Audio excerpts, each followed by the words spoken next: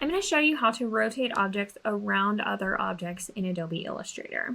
For instance, we're going to create this kind of sunburst design where we rotate these little sunburst panels around the center of this circle. And we have our first sunburst created right here, and we have it on the outside of a circle where we want it. If we were to open the rotate panel or just press R enter, then you could rotate it by 20 degrees. You can click copy, which creates a copy while rotating.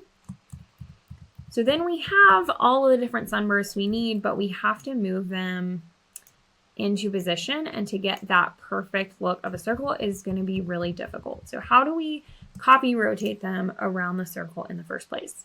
So let's select what we want to rotate first, and we're going to press R, which is the rotate tool. You can see it's over here as well, right under the reflect tool. And as you see, there's this little blue crosshairs in the middle here, and that is what we're rotating around. So you can move that to pretty much anywhere that you want. You can rotate around any point on your screen. Now, in order to rotate in specific increments, we're going to press Alt while we move this crosshair, and we're going to move it to the center of the circle. If you kind of move around a little bit, it will tell you if it's on this path, for instance, or if it's actually hitting the center of the circle. So we'll let it go right in the center. And then because we were holding Alt, this dialog box is going to pop up. So we'll mention that we want to do 20 degrees. For something like this, you want to make sure it's something that divides into 360 degrees. So you could do 30, 90, 40, 20 works fine, 10, etc., because then you'll have even increments. And we're going to click copy because we want it to keep the original one as well as making a copy. So press copy, and you'll see that this rotated 20 degrees around that circle. And then if we just press Control D, that's transform again, or object transform again. We can just keep doing that until we get all the way around our circle. And because we used an increment that is divisible by 360 degrees for the full circle, it's going to meet up perfectly.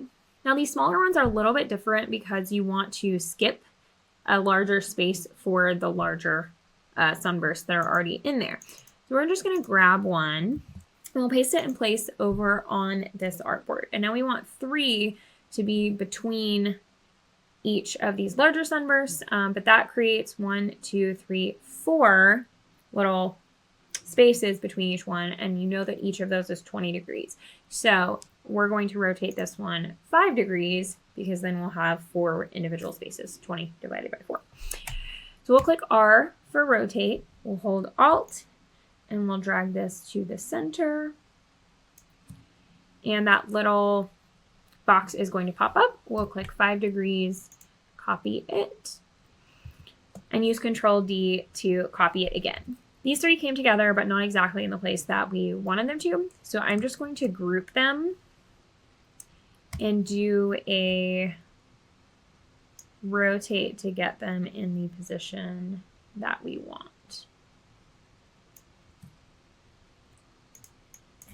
We'll do 10, preview. Okay, that puts us in the place we want. And then since these are grouped, we can simply rotate them using this middle one as the center point, so we can actually do the 20 degrees again, and it should work great. So rotate, hold Alt, move the crosshairs back to the middle. I'll click 20.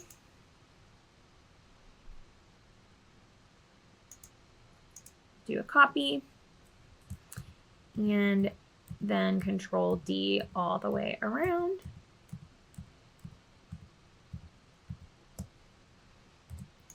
And as you can see, we have created basically the same sunburst in just a few steps, and it's way more accurate than it would be if we had tried to place all of those individually. So just as a reminder, your rotate tool is going to be over here. It might be under your reflect tool. You want to select the object that you want to rotate before selecting the rotate tool. You can also access it by just clicking R. And then this blue crosshair is what it's going to rotate around. And if you want to do specific increments, then you can just press Alt and hold it down while you're selecting the new point of rotation. If you don't hold Alt, then when you select the new point of rotation, you can just kind of manually pull this around it however you like. But if you're creating something like this, you definitely want to get those even increments so that everything looks balanced and symmetrical. If you're new to Adobe Illustrator, we have a free course that will get you started and set up on all of the preliminary stuff, such as creating these sunbursts, working with different objects, setting up your files, etc. Check that out in the link in the description of this video. Let me know what other questions you have and watch some of our other design tutorials while you're here on my channel. Thanks, everyone.